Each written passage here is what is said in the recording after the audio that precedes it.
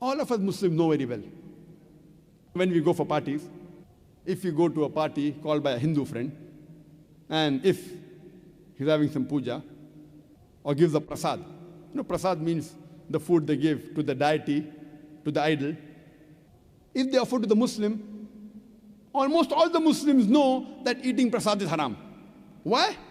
Allah says in no less than 4 different places. In Surah Baqarah, chapter number 2, verse number 173. In Surah Ma'idah, chapter number 5, verse number 3. In Surah Anam, chapter number 6, verse number 145. And Surah Nahl, chapter number 16, verse number 115. Hurrimat alaykumul maytutu waddamu walahmul khinzir. Wama uhilla li ghayril bi. Forbidden for you for food, dead meat, blood, the flesh of swine, and any food on which any name besides Allah's name is taken.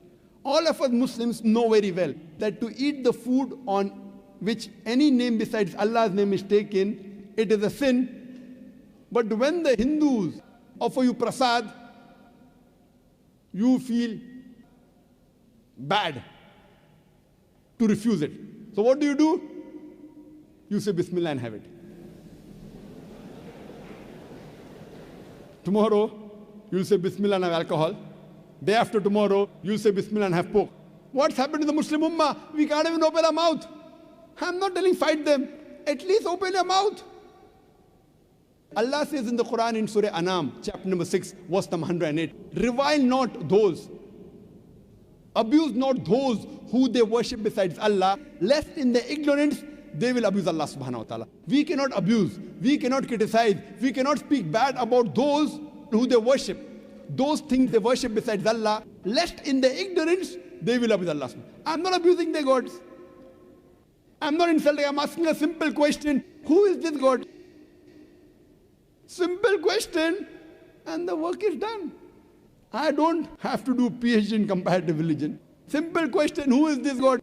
And the job is done. But we Muslims, we are afraid. If I do dawah with my non-Muslim, I will lose this friendship.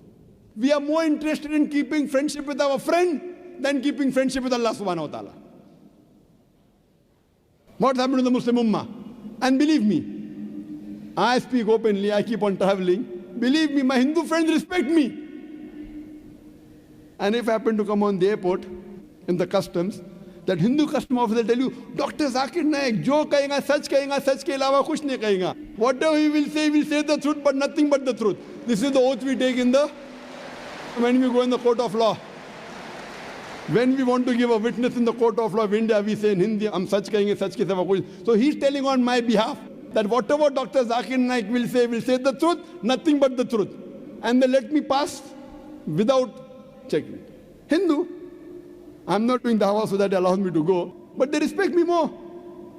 When I go to the shopkeeper and they Dr. Zakir Naik, good discount. They give me free. We Muslims are afraid that if I do dawah, I lose my business. Here, mashallah, I get better discounts. Simple. I'm not doing it for the discount. Please don't get me wrong. I'm doing it for Allah subhanahu wa ta'ala. And Allah helps me. And imagine now what you saw in the introduction, the person told me, that I am coming on the channel and mashallah, millions of non-Muslims in India alone. Throughout the world, there are tens of millions watching our channel, non-Muslims, mashallah. The popularity has increased. Imagine in a voting of non-Muslims, more than 1 billion people in India, more than 1 billion. The non-Muslims included, they voted me. The only religious preacher in the full list of 100 is a Muslim preacher. There is no Hindu preacher. The only religious preacher, there is no Hindu preacher in the full list of 100. There is no Shankaracharya. There is no Christian priest in the full list of 100. The first time any preacher, any religious preacher that came in the top 100 was a Muslim. In a country in which Muslims are in minority, less than 20%. Why? Because of the